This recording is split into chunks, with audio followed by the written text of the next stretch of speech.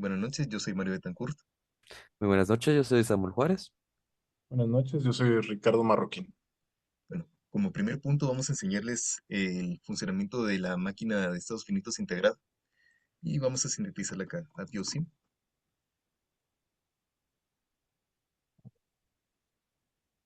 Va cargando y aquí está.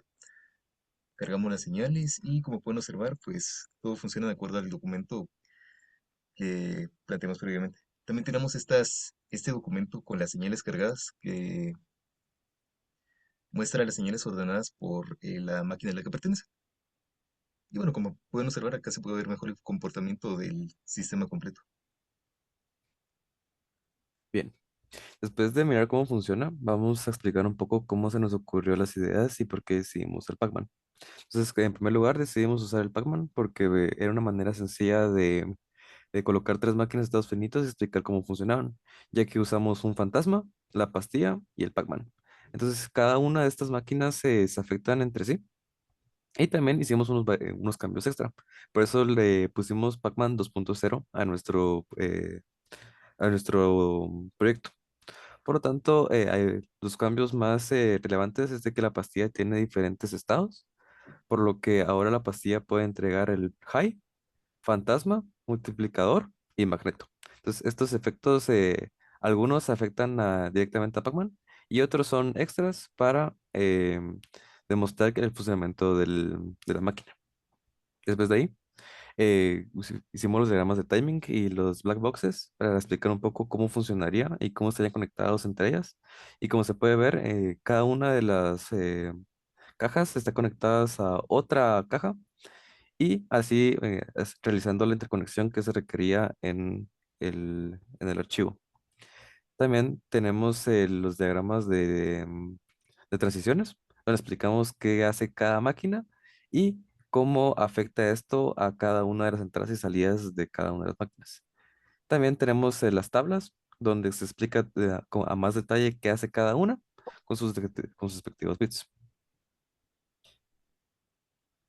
Ok, Y, ah, ajá, sí, sí, vamos a explicar el funcionamiento de cada una de las máquinas. Esa es la máquina del fantasma y básicamente, como pueden observar, empieza en el estado persiguiendo. Ese es el estado en el que el fantasma persigue a Pac-Man y el fantasma tiene su color respectivo y no cambia el efecto de la pasiva. Si Pac-Man llega al estado high, entonces el fantasma comienza a huir y si Pac-Man choca con el fantasma en ese estado, el fantasma muere, regresa a la base y si Pac-Man sigue en high y no está en la base, trata de seguir a la base. Pero cuando regresa Pac-Man al estado normal, el fantasma vuelve a estar persiguiendo y si el fantasma choca con Pac-Man sin estar en high, este pasa al estado game over y indica de que el juego ha terminado. Si el fantasma toca la pastilla, ocurre un cambio de efecto y la pastilla cambia a otro tipo de power up y así. Básicamente es esta máquina. Encontremos. Esa es la de Pac-Man. Este, para el Pac-Man, este sufrió un par de modificaciones adicionales a lo que vendría a ser el resto de las máquinas de estados finitos.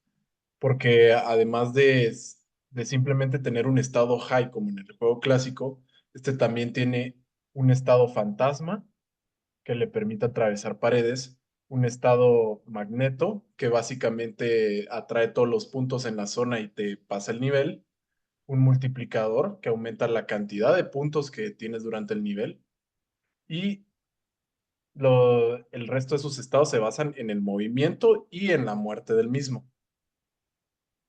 Mm, Normalmente vale. este empieza en estático, pasa a movimiento cuando tiene algún tipo de entrada en esos y variando en una variable que detecta qué tipo que viene de la pastilla, en qué estado se encuentra en ese momento y le manda una señal a qué estado debe pasar. Después pasa por un contador de 5 segundos y regresa al estado de movimiento normal. Este movimiento normal solo se puede alterar por chocar con una pared, no estando en estado fantasma, y cuando se da un game over, que es una colisión con un fantasma, una variable externa. Muy bien. Vamos a pasar a la siguiente máquina de estados. A la el diagrama de transiciones de estados, perdón. Sí. Y por Dale. último tenemos la máquina de estados finitos de la pastilla. Esta también recibió varios cambios, originalmente como sería una de Pac-Man normal, ya que esta es como el centro de mando de las demás máquinas, ya que al principio tenemos los valores del pastilla high, que es la principal estado que le daría a Pac-Man, que es el valor original que le daba a Pac-Man, donde se vuelve invulnerable al fantasma y se puede comer a los fantasmas. También tenemos el estado fantasma, que hace que Pac-Man se vuelva, no le afecte las paredes del juego, moviéndose libremente. Y también Magneto y multiplicador, que hemos explicado antes. Bien, ahora para que hacer los cambios de estados, se hizo unos cambios diferentes, ya que de los diferentes estados que contiene Pac-Man, pasa a Pill Eaten, que es cuando la pastilla es comida. Esto lo que hace es entregar el efecto de salida a las respectivas máquinas, tanto a Pac-Man como al fantasma, y después pasa a un estado invisible, cuando el timer se vuelve uno. Este timer es un agregado o una máquina externa que permite hacer que el tiempo del efecto sea diferente. Entonces, en vez de durar un flanco de reloj, duraría tres flancos de reloj o según cómo esté el timer colocado. Después pasa a un estado invisible y directamente pasa al estado principal de esta máquina, que es Change Effect.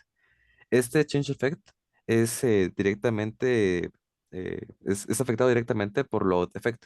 Este load effect es una variable externa que permite cambiar el valor del estado.